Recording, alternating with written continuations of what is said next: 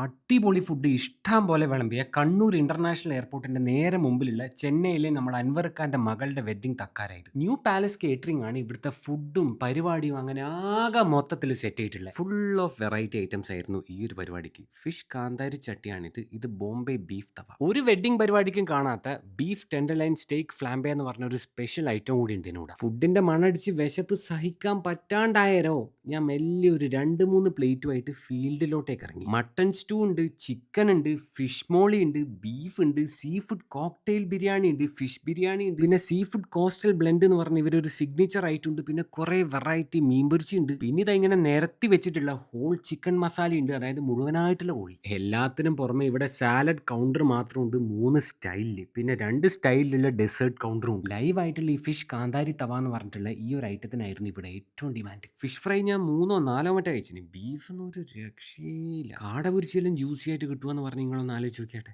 പിന്നെ ഈ sea food cocktail biryani fish നല്ല ഫ്രഷ് ഭയങ്കര ടേസ്റ്റ് ചെയ്യുന്നു കേട്ടോ. ഫുഡിന്റെ കാര്യത്തിൽ ഒരു കോംപ്രമൈസും ചെയ്യില്ലാന്ന് ന്യൂ പാലസ് കേറ്ററിംഗ് എന്നെ വീണ്ടും ഒരിക്കൽ കൂടി ബോധ്യപ്പെടുത്തി.